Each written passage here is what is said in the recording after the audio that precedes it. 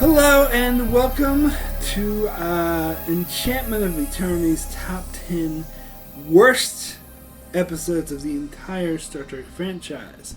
This video is a part of a series of videos where I count down my top 10 least favorite episodes of all of Star Trek. In my opinion, the worst episodes. I am doing a full-length review for each episode in my top 10. Number 8 on my top 10 list is Badda-Bing Badda-Bang, which is episode 15 of season 7 of Star Trek DS9. So, if you want a full playlist of all of my entries in my top 10 worst episodes, I have a playlist in the description below. It will have every entry in my top 10 worst up to the most recent. So if you're watching this right when the video came out, we'll have 10, 9, and 8 this one. But once, of course, the whole thing's done, and we'll have them all. So, Badda-Bing Badda-Bang is the episode in which Vic Fontaine's program is put in peril and mobsters take over his casino, and the DS9 crew have to pull together to pull off a heist in order to get rid of the gangsters and return Vic to normal. So, when I did my introduction for my top 10 worst, I talked about how not everyone is going to agree with all of the entries in my top 10 worst. That's just my opinion, of course. These are my personal least favorite episodes. The ones that I really dislike the most, the ones I cannot stand to watch. And as I talked about before, it's hard to whittle the list down to 10 when there's like over 600 episodes in the entire Star Trek franchise. And so, as much as I love the Star Trek franchise, there are a lot of bad episodes, so I had to really whittle it down to those absolute worst ones that I can't stand. And in many cases in this top 10, a lot of my picks, or many people agree with me, and you'll see them appear on other worst lists, and they're generally considered worst episodes of Star Trek. This episode is not one of them. This is one of those episodes I mentioned that a lot of people may disagree with me on. I looked this up on IMDb, and out of the two in my worst list so far that I reviewed, The Way to Eden and A Night in Sickbay, both of those were towards the very bottom of their lists. Rated wise on IMDb, like they were some of the lowest rated episodes. This one was not. This one was rated number 83, so that's the 84. So that's the 84th best episode of DS9, which contains roughly 173. So it's pretty much the halfway point. It's kind of like right there in the middle, and it makes the top 100. So it's not considered, it wasn't rated as one of the worst episodes. And looking up most of the reviews, particularly the critic reviews or YouTube reviews that are out there of this episode, that's the general consensus, that this episode is okay, that it's decent, that it's good, that it's a bit silly, so it's not a great episode, but it's fine. And that is the general consensus that I've heard on this episode. Now, of course, not everyone agrees. Like me, I think this is I absolutely stand by that this is one of the worst episodes of all of Star Trek. And there are a couple, to be fair, a couple of user reviews that agreed. One that was as bold to say that it was the singular worst episode of DS9, which I wouldn't even go that far. It's close. But there's 2 more episodes of DS9 I think are worse than this one. But close. So there's some, and I've met some online who also agree with me that this episode is terrible, terrible, terrible. But generally speaking, most people seem to think this episode's okay. Now, there's one thing I want to make very, very crystal clear about this episode, and mainly about the way I feel about this episode, and that is to say It is not fun.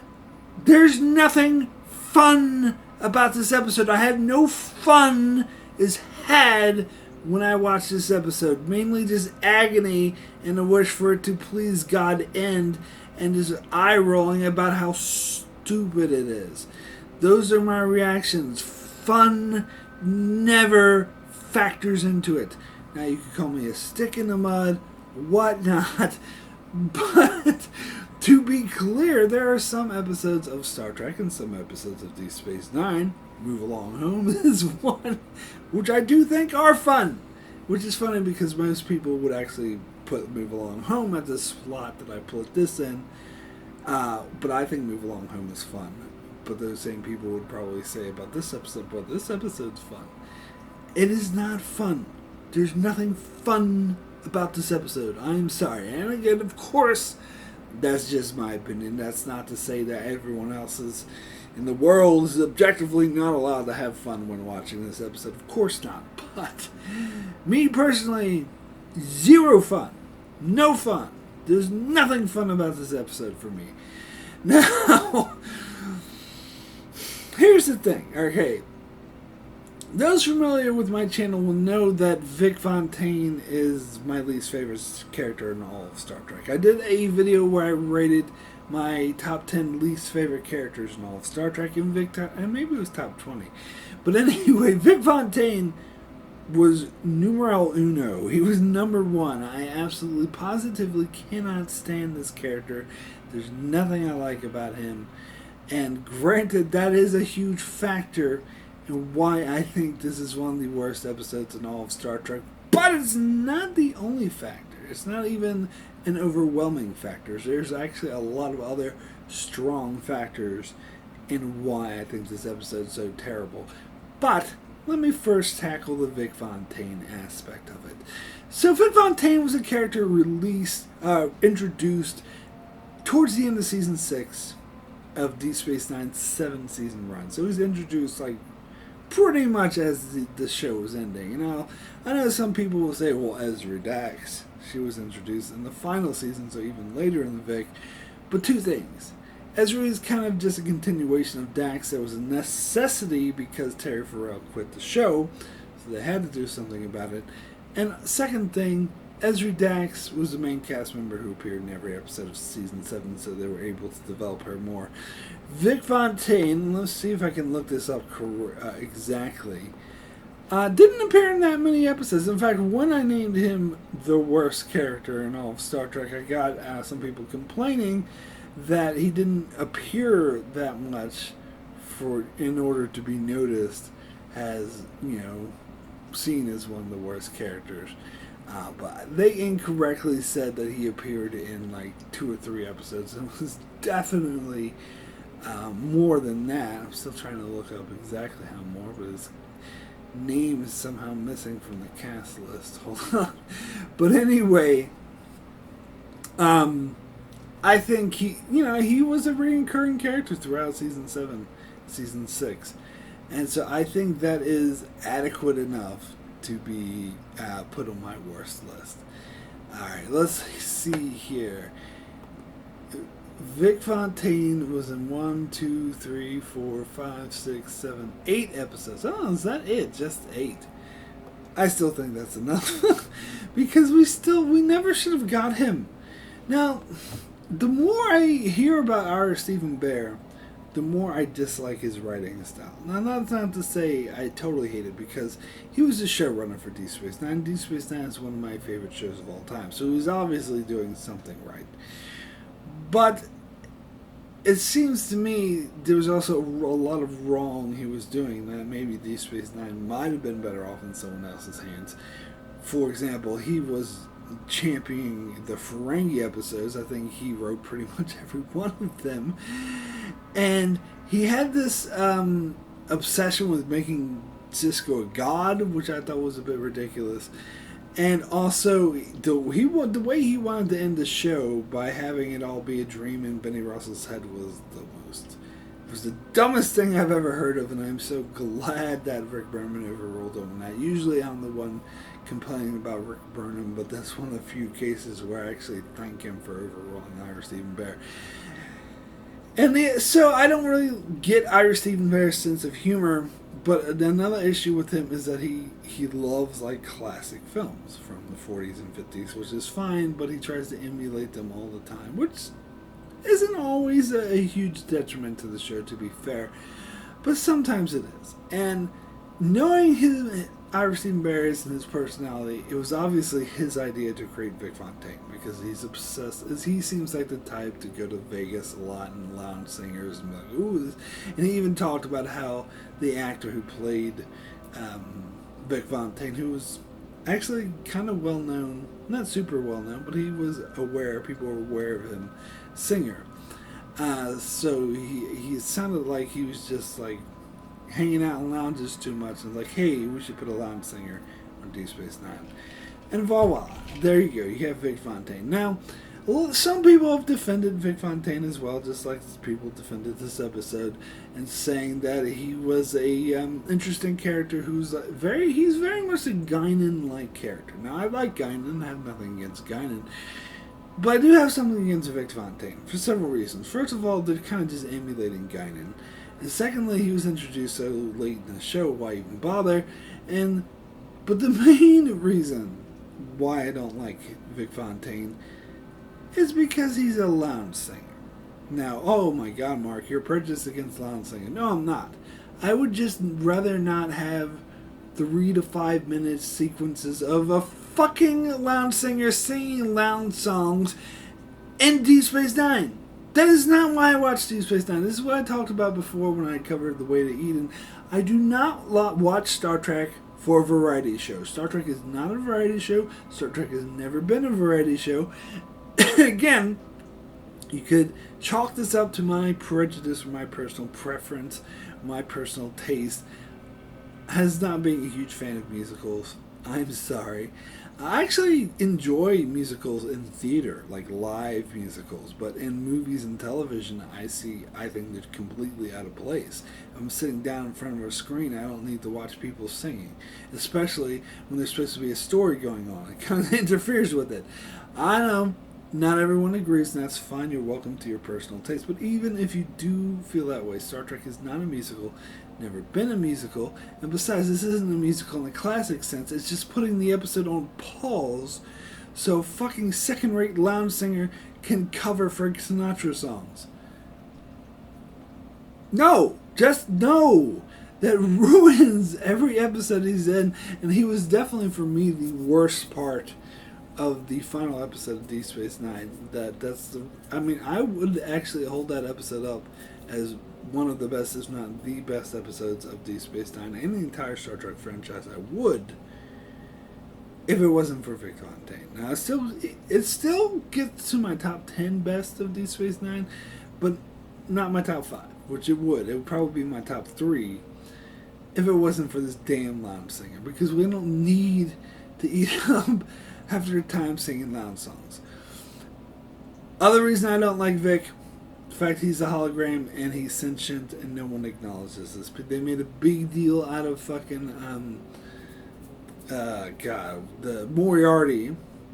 Oh my god, he's alive, he's sentient.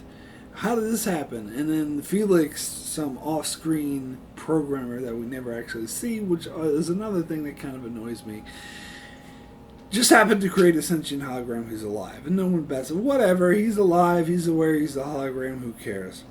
Whatever. And that bothers me. And it bothers me that even the Doctor and Voyager, like they wouldn't intend to make him sentient. It's just he's been running for so long, and he starts to develop a personality, and the crew starts to like him. And that felt really well earned. It felt like he was a really good character, well developed, and they sort of developed him over the years, and it made a lot of sense. Vic is all of a sudden just acting like Guinan, acting like he knows everything, and he knows he's a hologram, and he doesn't care, and he knows everything about Starfleet, and that's fine. Nobody seems to bat an eye on this. and he'll just sing a stupid lounge song and talk like it's the 1950s or the 1960s when it's not. It's just this is not what I want out of Deep Space Nine. Is obviously Irish Steve Mears went to Vegas too many times and just trying, and plus he has love of the 50s and 60s, so he's just trying to inject this into Deep Space Nine, and I think Deep Space Nine is much worse for it. Now, let me get into this episode in particular. This episode, the plot of this episode bothers me a lot. I think I was thinking about this, and I'm pretty sure I am prepared to make the definitive statement that this episode is the most contrived episode of the entire Star Trek franchise. Now, what do I mean by contrived? Well, I mean that the writers of this episode wanted to do a casino-type heist story, and so they just came up with some bullshit technobabble nonsense in order to make that happen. And the reasoning of why this happens does not fit with the known universe. It doesn't fit with the characters. It doesn't actually make any sense. There's so many holes in it. It's ridiculous. It's contrived. They say, oh, we want this the heist to happen, so fuck it. We're going to be lazy and we'll just blah, blah, blah, make this happen. I think, for the record, I think the second most contrived episode of the entire Star Trek franchise is Bride of Chaotica, which I actually somewhat enjoyed that episode because unlike this episode, that episode was fun. But I still wouldn't say it's a great episode, or I probably wouldn't even go as far to say it's a good episode. It's an okay episode because it's so damn contrived. Because they're like, oh, let's have an episode all about, Dr. Chaotica or whatever the hell he's called. But why? What's the reason for doing it? Who cares? Let's just contrive some bullshit. Now I know a lot of people, and I'm going to get more detail in this just in a second, so don't you worry. But I know a lot of people are going to say, well, Mark, that doesn't matter. That's not the point of the episode. The point of the episode isn't the plot. It's just to have a fun character romp where the characters are having fun and hanging out together and trying to accomplish something. The reason of why the plot happens is not really the point. And for those people, I say this. What you are essentially telling me, whether you are aware of it or not, you are telling me to turn off my brain. That is what you were telling me to do by saying, don't worry about the plot, don't worry about why this stuff is happening, don't worry about why Vic is in danger, or why the crew needs to go into holosleep. Flip your brain switch to off and just enjoy the pretty colors. To which I would respond by saying, that is not Star Trek. It never was Star Trek. It never will be Star Trek. If you are turning off your brain, if you require your audience to turn off their brain in order to enjoy your story, then you are doing Star Trek wrong. You are failing. Such as J.J. Abrams in 2009 Star Trek, but I won't even get into that. Star Trek is not a turn off your brain show. And if there's an episode that is a turn off your brain show, then it sucks and it fails at being Star Trek. Now, and I know there's some other people who say like, oh, you're just nitpicking. You can nitpick anything. Sure, I couldn't nitpick anything. I can nitpick some of the best episodes ever.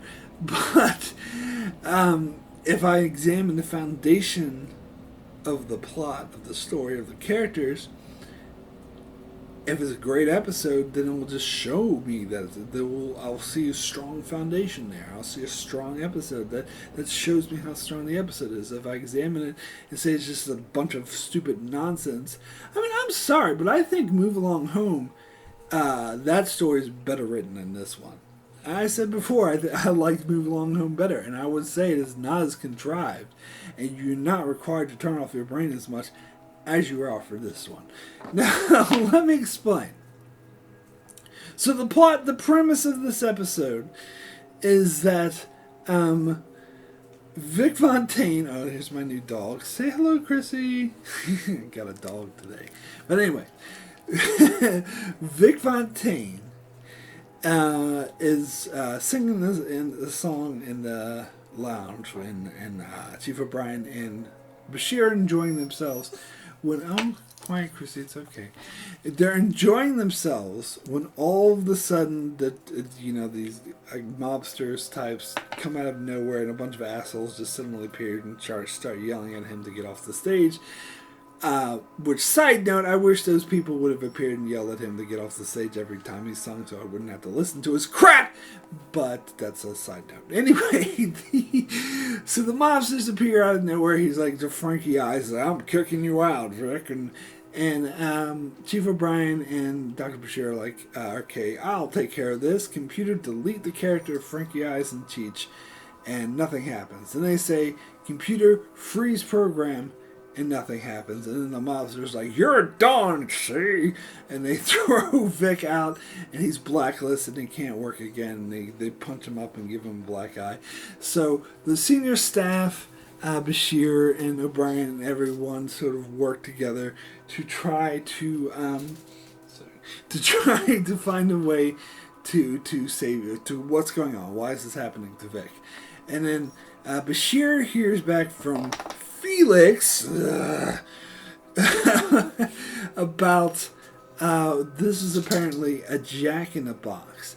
It's a part of the program meant to make this program more interesting by shaking things up and saying it can only be resolved by using period appropriate means, and you have to sort of resolve the problem in the program itself. That you can't just work around it. Now, O'Brien did say that he could wipe the whole program, but in doing so would erase Vic Fontaine's memories. Okay, so let me list off how many issues, because I think that what I just described to you is total nonsense. In fact, I just read a review that said this episode is nonsense, but it's fun nonsense, which I would say that those people are wrong, because there's nothing fun about this episode. Now, why that is total nonsense is because, first of all, there's no reason why, even if this jack-in-the-box premise is the case, there's no reason why they shouldn't be able to freeze the program. Even if, let's just say for the sake of argument, and this is a stretch here, that the jack-in-the-box program is preventing O'Brien from deleting the characters. Well, I'll address that in a second, but let's, for the moment, for the sake of argument, let's say that's the case. At the very least, they should be able to freeze the fucking program. How else are they going to exit the holodeck? Now, in this particular case, due to an earlier episode with Nog, they're keeping Vic's program running 24/7, but that's not supposed to be the case with the program. So obviously, you should be able to freeze it. So the next thing I'd like to address is this notion that Chief O'Brien cannot fix this problem, and if he tries, it will erase Vic's memory. So there's no way to make the characters of Frankie Eyes or this whole mobster thing go away in the holodeck or the holosuite program without adversely affecting Vic Fontaine's memory. Bullshit! Bullshit! Excuse me. Bullshit! Sorry. You got a sudden cough there. There's no way. There's nothing you can say that will make me believe that is actually the case. There's no way an engineering genius like O'Brien and a genetically engineered genius like Bashir would not be able to figure something out to tweak the program, because this is basically engineering. It's a program. It's a holodeck program that could be hacked or engineered or moved around so that they could get rid of these characters. I mean, it should be easy enough. Get rid of the holodeck characters or change the nature of the holodeck program. Now that leads me to my next issue, that this goes against the very nature of the holodeck, because the holodeck, as portrayed throughout everything, especially Next Generation, up to this point, Deep Space Nine as well, was shown as a highly customizable piece of entertainment. And in fact, That's the whole point of it. That you can create whatever you want. You can create whatever programs you want, whatever settings you want, whatever characters you want. Like, computer, give me a dance partner. Computer, give me a 1950s gangster. Computer, actually make that gangster nice and sing loves and recite Shakespeare love sonnets instead. Actually, computer, erase that 50s gangster. You get the idea. That is the entire point of the holodeck, to be customizable, to be able to create anything that the user wants. That is the whole purpose of the holodeck. So, you're telling me there's a program where the users of the holodeck, in this case Chief O'Brien and Bashir, specifically do not want this scenario to play out. They don't want these Vegas gangsters to show up. They don't want Vic Fontaine to lose his job, and they just don't want. Even Bashir makes that very clear. I was happy with Vic's program the way it is, and that being the case, it's the fucking holodeck. Of course, they should be able to just say computer delete program, or to delete these characters, and the characters just disappear. There's absolutely no reason why they shouldn't be able to delete the characters, why they shouldn't be able to get rid of the mobsters and change the scenario back to the one that they wanted, because it's the whole purpose of the holodeck is to be user friendly. Now, the paper thin, I think that's being too generous, but call it paper thin. It's not even paper. The paper thin excuse that they give in this episode is that, Felix thought it would spice things up by having this jack-in-the-box. And in fact, O'Brien, when Bashir uses the term jack-in-the-box, O'Brien knows what it is, as if this is a common thing, which it totally is not. It was never shown to be a thing. But anyway, Bashir says the purpose of the jack-in-the-box is to spice the program up and to make it more enjoyable for the users. Again, if the users don't want it, they should have the option to get rid of it. I mean, that would make sense. It would make sense if maybe there's a jack-in-the-box and say, this will spice things up, but if the users, in this case of Brian and Bashir, and pretty much everyone, Kira, everyone involved is like, no, we don't like this. Then they should have the option, would you like Jack-in-the-Box? Yes, no. Select no. Jack-in-the-Box goes away, things go back to normal. But, of course, that doesn't happen. And do you know why it doesn't happen? There's a very good reason, actually, for why this doesn't happen. It's because of plot. Basically, as the old friend, the pitch meetings, the writer pitch meeting would say, so the show could happen. Basically, there's no reason. It is contrived writing to the worst degree. There's absolutely no reason why they shouldn't just be able to tweak the program or customize the program, because it's the whole point of holodeck programs to be customizable. In fact, to have the enjoyment of the people using it. Why else would you use the holodeck? For enjoyment, entertainment, I mean training, but those are different programs and sex, but let's not get into that. But even that is a form of enjoyment.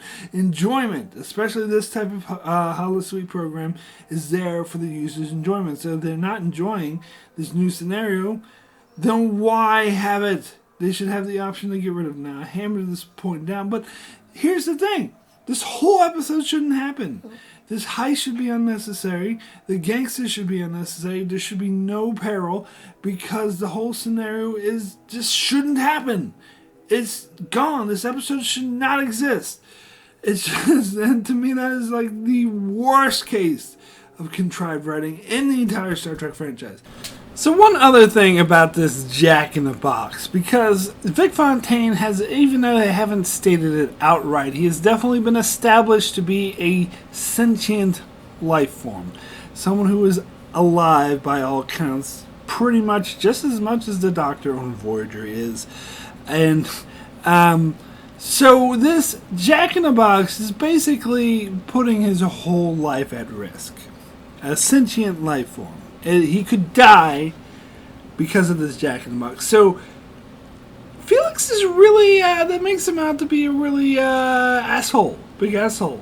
Because basically Felix created the sentient life form. It's like Dr. Soon creating Data. Like, he gave birth. Like, he created life. And he also created this Jack-in-the-Box, which threatens the life of this sentient life form for the entertainment of the users, of those who are using the program. And even though those users don't want this to happen, he's basically willing to kill a sentient life form just for kicks that nobody actually wants. Felix is an asshole. There's no way around it. Now, one thing I've heard a lot of people say positively about this holodeck episode is, well, at least the holodeck safeties didn't fail, and they find some bullshit excuse to have people trapped in the holodeck, because that is a very terrible cliche that Next Generation era episodes really overused and used again. Oh, we're trapped in the holodeck, we can't get out. Someone's life is in danger. Blah, blah, blah, blah. And to be fair, yes, I do hate that cliche, and I think that cliche is lazy, and it portrays the holodeck as a death machine. It's supposed to be a form of entertainment, but imagine like a video console that could kill you if something goes wrong, which is basically what they're positing in holodecks. And of course this happens just so that the writers can have a BS excuse to create tension and make there be threat or stakes in the episode or whatnot. And so I've heard some people praise this episode. Well, at least they didn't go that route of saying that the holodeck safeties fail or nobody's trapped in the holodeck. I don't think, as much as I hate that cliche, don't get me wrong, I hate that cliche, I don't think the scenario is any better. In fact, in some ways I think it's worse. As I said, at least the whole safeties failing and being trapped in the holodeck. And actually, some of these episodes come up with very inventive ways to make them trapped in the holodeck. Ship in a Bottle is my favorite one. I actually think that's a great example of a trapped in the holodeck episode. But most of them aren't as good. Most of them are quite contrived. But to me, saying, oh, the holodeck safeties are off, or the program's going to delete itself, or we have, like, what was that one, Our Man Bashir, when it was the James Bond one, like, it was just the images of Bashir and all them, and it was just the information was in the holosuite, and if they ended the program, those people could die, because the computer would lose their data. Now, that's flimsy science at best, and that is a bit kind of contrived, to be fair. But I can buy it. Like, I'm on board. Like, okay, that makes sense. The holodeck safeties are going to fail. This is going to fail. Someone could die. It's just malfunction. You know, I think that's lazy writing and very cliche. It became a Star Trek cliche eventually. But I can buy it. This is worse because I can't buy it. This whole thing should not happen. Even more so than you want to say, oh, the holodeck safety shouldn't fail. Even more so, the holodeck should not have something that makes it uncustomizable. And to say, those who praise this episode for going in different directions shouldn't, because they do something just as bad, if not worse. They create fake stakes. They go out of their way to have as I said, a very contrived reason that doesn't add up in order to create stakes, because they still do that. It's not like this episode doesn't have stakes. I mean, the only holodeck episode that I can think of, although there might be another, that did go this route where they didn't have any stakes at all was Fairhaven, and that episode still managed to suck very badly. So the whole stakes thing isn't necessarily dictating how good the holodeck episode is. But this episode does have stakes. That's the whole point. The stakes are that Vic Fontaine could die, he could lose his life, or he could have his memory erased. But those stakes are fake. They shouldn't exist. As I just said, there's absolutely no reason for them to exist. They just exist for a flimsy-ass piece of shit, poorly written, lazy excuse in order to have this fun episode, which is not at all fun. Now, let me get into the heist part of it. This is why I say this episode is not fun. So yeah, so the gangster situation, or the heist situation, is just a cliche rehash of, as I said, our Stephen Barry's love of 50s and 60s movies. It's just rehashing the classic casino heist film. Now, I mentioned this episode in the top 10 Deep Space Nine video I did because I have my top 5 worst. And this was one of those top 5 worst. And I mentioned in that video that this was a Ocean's 11 ripoff. And ever since then, I've gotten a comment roughly every year or every 6 months. I think I've gotten like 7 or 8 of these comments so far, saying, how can this be an Ocean's 11 ripoff if Ocean's 11 came out a couple years after this episode did? And I kind of just facepalm and have to respond with the same answer to everyone who says this, that Ocean's 11 was actually the one with George Clooney that these guys are thinking of that came out in 2001 or whatever year it came out. It was actually a remake. There was an Ocean's 11 with Frank Sinatra, Sammy Davis Jr. that came out in the 60s. And that is clearly the one that this episode is emulating, not the remake. I mean, of course not, because the remake hadn't come out yet, but it has the feel of the 60s and 50s heist film, not of a modern day heist film. So basically, this episode is doing something that's been done to death, but a lesser quality version of that. And that's not fun. I don't find that fun to me. I find that agonizing to watch, because I watch Deep Space Nine for fresh stories, for fresh takes of sci-fi, of the Dominion War, exploring these characters more, not rehashing cliche storylines that have been done to death, but just doing a worse job at it.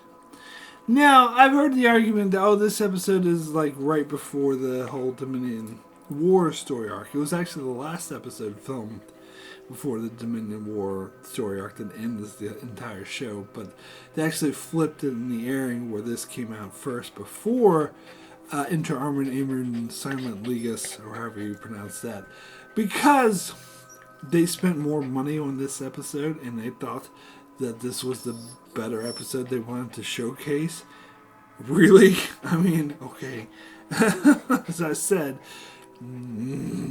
But anyway, it's so funny to me they spent more money on this piece of shit episode. But anyway, so I've heard the argument that this was sort of the lighthearted crew, ensemble piece of the crew just having fun before they get into the serious stuff. And technically, I suppose it is, but it doesn't. Why? You don't really need that. I think you need like a character piece, sure, that explores their relationships but they're kind of all out of character in this film, or in this episode, and they're all being silly to the point I don't give a shit about any of them. And Cisco, his storyline about like being like, I don't give a shit about Vic Valentine, until it's revealed the reason why is because the whole Holosuite program is set in Vegas in the 60s, where racism was still a really real thing, and so he's still really upset about that. Now, I think that's valid. That's a valid point, actually. It's a point I make a lot of times. I made that point with the Enterprise episode Carbon Creek. Everyone is like romanticizing the 50s and romanticizing this time, but except for all the black people who were still being repressed at the time. So I think that's a valid point, but I just think it's weird that someone in the 24th century would be making that point, where they probably see things more in views of different aliens going around, and it's more like humanity. Now, you could say Cisco is a student of history, and of course he recently had that vision from Far Beyond the Stars, which is why it would be in his mindset the racism that happened in the United States in the 50s and 60s is really real. So, okay, you could excuse it that way, but Then I had it pointed out to me that he was in the pilot episode Emissary. He was playing baseball. He had a holodeck program of baseball, which he was playing with like a 50s or 60s baseball team where racism was still very much a thing in that as well. So, kind of being a hypocrite. Either way, I don't know. It felt weird to me that was his whole thing. Even though I do think he has a point, it still feels a bit weird. And then Cisco is like convinced very easily. And I gotta nitpick something for a second. So there's a scene where, the whole crew, Kira, Dax, and O'Brien, they're all trying to figure out the plan for the heist. And they're like, oh, we need a high roller. So somebody knocks on the door. So they say, oh, let's hide because they had like a whiteboard that had all their plans for the heist. So, oh, let's hide that in case it's someone who's secret, who they don't know about the heist. Maybe it could be one of Frankie Eyes' men, like coming over to rough him up. Or maybe it could be like a bellboy or something. They don't want to know anything about it. And then, when they open it, while Naga's opening the door, before they know who walks in, several people, I can't remember who, it doesn't matter, Brian Esri, someone was saying, oh, we need a high roller. We need someone to play the role. We're still down one person. We need someone to play the role of a high roller in order to distract Frankie Eyes. And then Cisco walks in and says, I'm your man, or whatever the stupid shit he says. So, here's my nitpick. If they wanted to hide the whiteboard because they were afraid that someone would find out about their heist you shouldn't know, why the fuck are they talking about a high roller when the mystery person, they don't know who it is walking in the door, and they think it could be one of Frankie Eyes? What if it was one of Frankie Eyes' men? They were like, oh, what, you're doing a high roller to distract Frankie Eyes? You're trying a heist, blah, blah. So it's inconsistent. Why bother hiding the whiteboard if you're just going to talk about your plans openly anyway, so the person walking in can hear it even before they don't hear it? And this is such a cliche too, where Cisco is like, I'm your man. Like, weren't you outside? How did you hear what they were talking about? Maybe they were talking about having like a giant orgy, and Cisco walks in like, I'm your man. Oh, god damn it. That's an old Star Wars joke I always used to say about Luke Skywalker in Return of the Jedi, because they're planning the heist for whatever that plan with the Ewoks is, indoor, and Luke is like, I'm with you too. He walks in the room, and it's like, but you weren't here. You have no idea what they're talking about. They could have been talking about having a big orgy. That's an old joke that I had. Anyway. So another nitpick I had is how when they're off, the crew, after they plan their heist, they're all off doing their various things to prepare for the heist. And you see, like, Nog playing with how to, unlock a safe and whatnot. And Bashir, you see him, like, trying his, like, little poison, which he's going to slip to the accountant to make him get the shits and have to run to the bathroom. So, I got a question for you.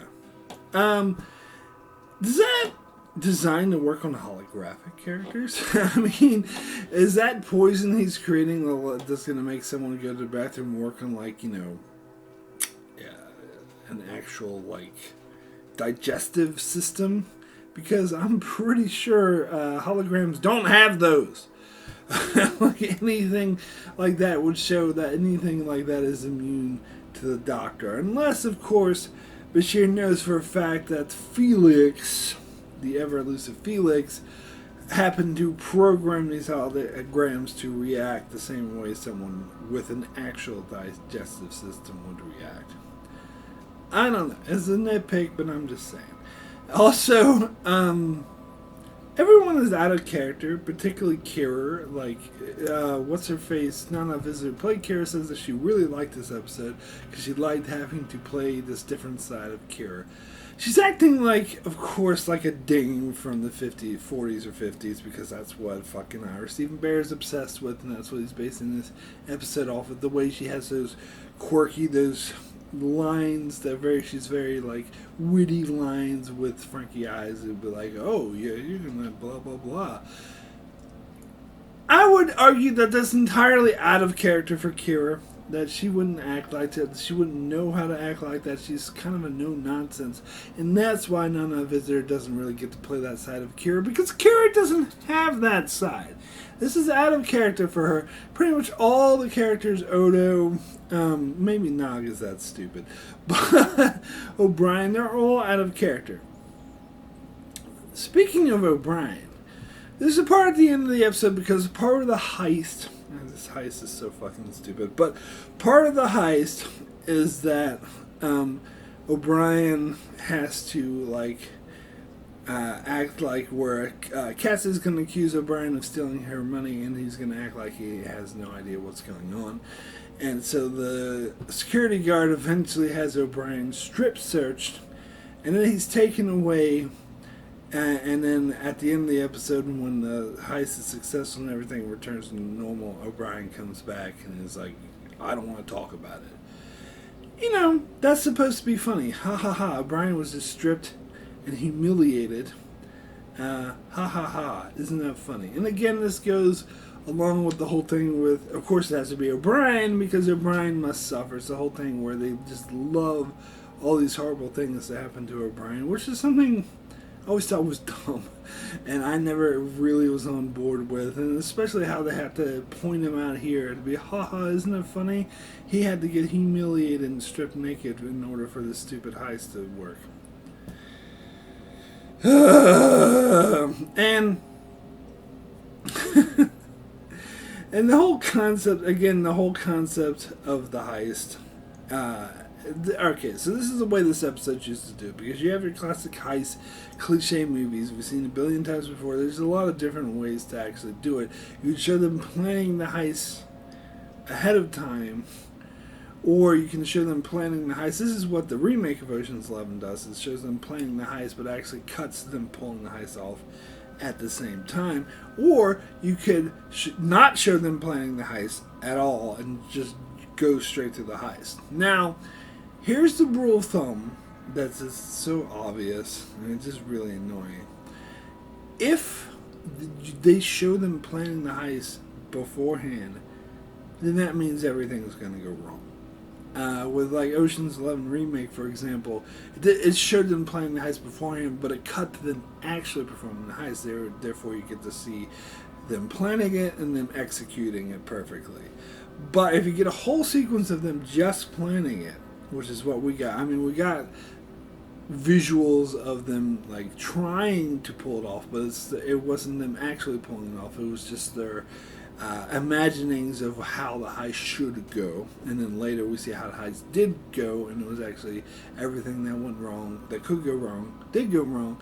And that is so beyond obvious. That's so stereotypical heist, because if, other than like Ocean's 11 and their cut between them, if you are going to plan the heist beforehand, then it's all going to go wrong. Because if it doesn't go wrong, then you won't see them planning it. And there's a reason for that, because it's repetitive. If you see them planning the heist and then they pull it off exactly how they said they would plan it, then that's repetitive. That's why Ocean's 11 overcame this by intercutting between them, so you didn't have to see one and then the other. So when they show this crew planning the heist, you know everything's going to go wrong. And it's so ridiculous, too. I'm sorry, I grunted and moaned and rolled my eyes every time something went wrong. It was so contrived and obvious. Ooh, Ashley spilled her drink, and ooh, the different accountant who's supposed to is actually out with the flu. You know, he's a hologram, so I guess they program certain holograms to be out. Turn off your brain! That's the whole point of this episode. Turn off your brain. And what else goes wrong? Fucking what's-his-face shows up a day early. I guess that was part of the Jack in the Box, too, even though how will the Jack in the Box know when they're planning this stupid heist? None of this makes any sense. It's all nonsense. All nonsense. It's all contrived writing. It's ridiculous. None of this should happen. It's stupid. It is not fun. It is cliche. It is out of character for all the characters. This episode is terrible. Not fun. Honestly, this is one of the most agonizing episodes for me to have to endure and sit through, which I hope you guys appreciate what I do for this channel. Anyway, my rating for Badda-Bing Badda-Bang out of 10 is a 1, the worst, because this is one of the worst episodes of the entire Star Trek franchise. Certainly one of the worst episodes of DS9. Oh, and I forgot to touch on how this whole episode ends with a duet between Avery Brooks and Vic Fontaine, which is so cringe-inducing. So just know the whole time I'm like, please let me turn this off. Please let me turn this off. I want to slit my wrist. This is just so stupid. So dumb. I can't stand this episode. Oh my god. Anyway, that is it for my review of Badda-Bing Badda-Bang. I shall be back in a week for my number 7 worst episode in the entire Star Trek franchise. So hopefully you'll agree with that one more. Although knowing what's coming, I don't think you will. But anyway, be sure to check that out. Also check out my channel for many more Star Trek material, as well as I do videos on other shows like The Expanse and more. So be sure to subscribe so you can keep up with all of that. And thanks a lot for watching.